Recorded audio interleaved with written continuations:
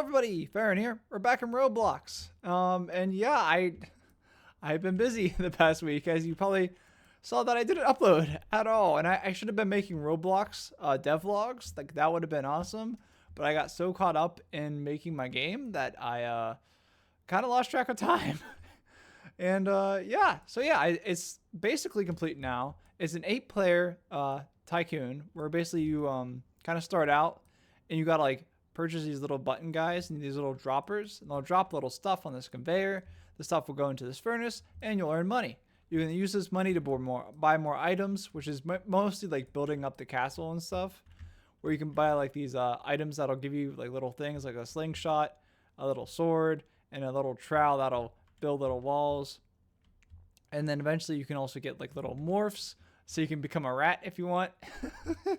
My little brother was helping me out with a lot of these. So that was really helpful. At midnight on YouTube, and he has another one, Outright History. There's two channels he does there.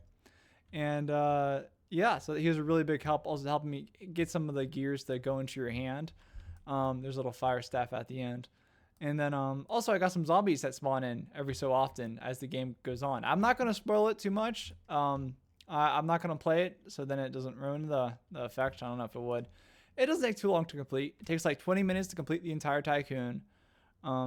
Yeah, it was really fun. Really, like, holy cow. From going from creating 3D models and just different meshes and dealing with textures, and well, I guess I was starting to do textures and shading and stuff, but then going right into coding was like, wow, because coding was a huge part of this.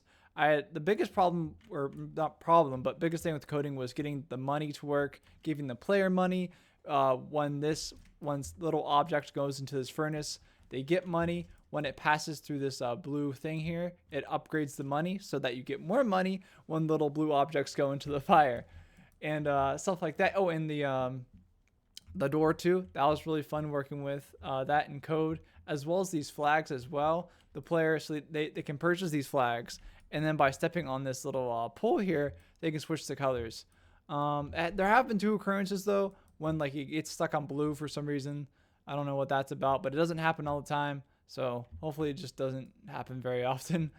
Getting the zombie spawners to work. There are like 3 people that like really helped out when I looked up for coding tutorials. I'm going to get their names here in a second if my thing loads. It was Alvin Blocks, Zakuak, and Buzzy Games. Oh yeah, they were really nice, help like for scripting and stuff. Like especially Alvin Blocks, his tutorials were great, learning from scratch. And I have coded before, but it was really just getting back into coding. But I've never coded in Roblox and getting used to their language, Lua. I think that's how you say it.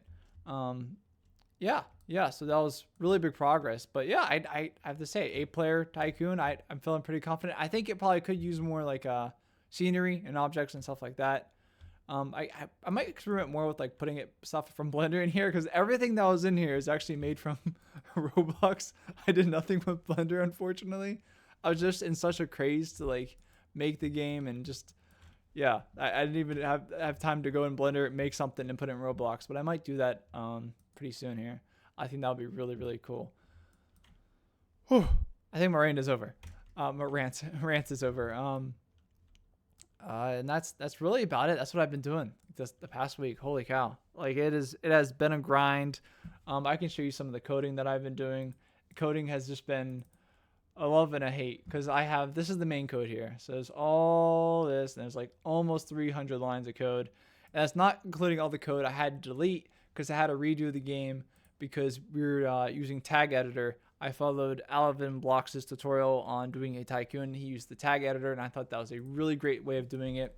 He has like this ID system with the buttons and the items. It's wow. And then it was really nice because I got to kind of duplicate that in a way. So it makes it so his Tycoon, all the buttons appeared at once. But now in this Tycoon, when you purchase one item, then the next button opens up.